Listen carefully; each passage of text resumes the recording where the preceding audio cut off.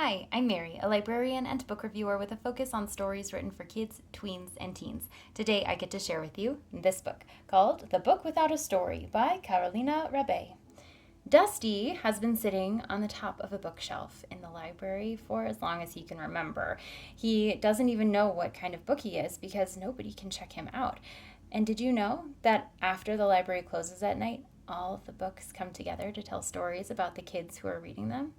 In this book, that's the case. And because Dusty doesn't know what kind of book he is, all of the other books decide to help Dusty on his mission. So they form a plan to get Dusty into the hands of a child. But instead of the child that they are anticipating will read Dusty, another child finds Dusty instead.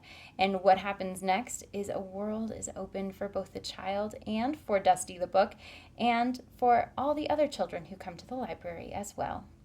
This story is a really charming way to consider how the library might work after the lights go out at night. So, as all of the books are personified and coming to life, talking to one another, readers get to imagine what those stories might say about them, especially after they get done reading them too.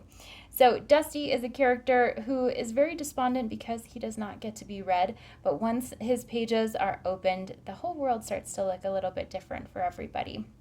The book is really well designed for preschool or early elementary audience because of the length of the text and because of the imaginative component to the book.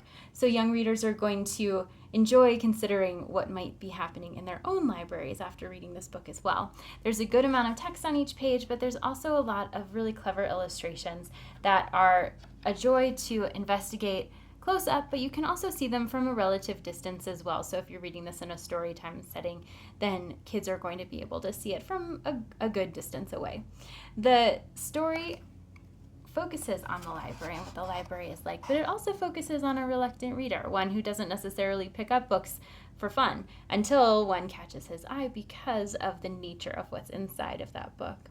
So the illustrations have a lot of really little segments that you can find, little details that you can notice, and that readers will enjoy investigating too, whether they're reading it in a big group or on their own. And you see a lot of that texture that comes in with the paint in the images, and that just gives it a little bit more of that childlike quality to the pictures as well.